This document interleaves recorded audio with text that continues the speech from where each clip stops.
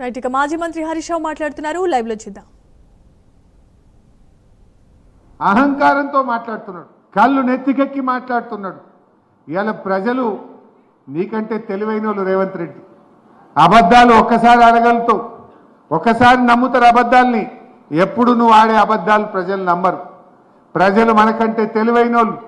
నీ అబద్ధాలతో ఒకసారి గెలిచినావు. ఇవాళ రైతు బంధు ఎందుకేలే? ఇప్పుడు యాసంగి పంట ఫిబ్రవరి వచ్చింది. మా మెదక్లో రైతులు లేరా? మున్సిపాలిటీలో రైతులు ఉండరా? ఆయన అనుకుంటుండు ఊర్లలో రైతులు ఉంటారు, మున్సిపాలిటీలో రైతు బంధు వేయకుండా ఓట్లు పట్టాయి అనుకుంటుండు. యాసంగి పంటకు ఎగ్గొట్టిండు. ఫిబ్రవరి నెల వచ్చినా ఇప్పటిదాకా రైతు బంధు డబ్బులు రాలే.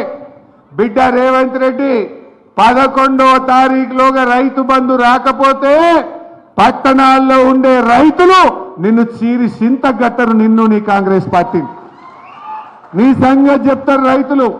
నీ లాగుల తొండలు జొరగొడతారు రైతులు. జాగ్రత్త అని చెప్పి హెచ్చరిస్తా ఉన్నాం. నీకే వస్తుంది ఆ భాష, మాకు రాదా ఏంది? నువ్వు ఒకటి అంటే మేము రెండు అంటాం. నువ్వు మంచిగా మాట్లాడితే మేము మంచిగా మాట్లాడతాం. నువ్వు భాష నోరు జారితే మేము కూడా జారవలసి వస్తుంది. జాగ్రత్త అని హెచ్చరిస్తా ఉన్నాం. ఈయనేదో హార్వర్డ్కు పోయిండు, ఆడేమో చదువుకొని వచ్చిండు, జరేమన్నా బుద్ధిమంతుడు అవుతాడేమో అనుకున్నా. కుక్కతోక వంకర అన్నట్టు ఈయన బుద్ధి ఎప్పుడు వంకరనే. ఈయన మారడిగా, ఈయన మారే రకమే కాదని అర్థమైపోయింది జనాలకు. నీకు టైం వచ్చినప్పుడు తప్పకుండా బుద్ధి చెప్తారు. నేను మెదక్ ప్రజల్ని తల వంచి శిరసు వంచి మెదక్ ప్రజల్ని ఒకటే ప్రార్థిస్తా ఉన్నా. ఈ కొనుక్కునే దొంగలకు, ఈ అమ్ముడు పోయే దొంగలకు మీరే గుణపాఠం చెప్పాలి. నికార్సైన బీఆర్ఎస్ బిడ్డలు, తెలంగాణ బిడ్డలు ఈ వేదిక మీద ఉన్నారు.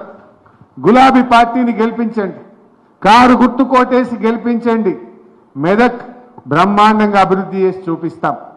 గతంలో కూడా చేసినాం, రేపు కూడా చేస్తాం. మళ్ళా 2 ఏళ్ళు అయితే వచ్చేది బీఆర్ఎస్ గవర్నమెంటే. కేసీఆరే ముఖ్యమంత్రి ఉంటాడు. వీళ్ళు గెలిస్తే 5 ఏళ్ళు ఉంటారు. వీళ్ళు 5 ఏళ్లలో దోసాలు పోతే మళ్ళీ మన గవర్నమెంటే కదా, మనమే ఉంటాం కదా. మీ కలలు నిజం చేస్తాం. అయినా ఒక్క విషయం బాగా ఆలోచించండి. రేవంత్ రెడ్డి అధికారంతో విర్రవీగుతున్నాడు. ఇప్పుడు 4000 పింఛన్ ఇయ్యలే, అయినా ఓటేద్దామా? రేపు ఏమంటాడు? నేను అసెంబ్లీలో అడిగినా అనుకో, అసెంబ్లీలో ఏమయ్యా రేవంత్ రెడ్డి నువ్వు 4000 పింఛన్ ఇస్తా అన్నావు, సగం అయిపోయింది, సగం టైం పుణ్యకాలం అయిపోయింది, ఇంకెప్పుడు ఇస్తావని నేను అడిగితే ఏమంటాడు? నువ్వు ఈ ముచ్చట మెదక్లో కూడా చెప్పినవయ్యా, నువ్వు 4000 ఎగ్గొట్టినా నాకే ఓటేసిండ్రు అంటాడు.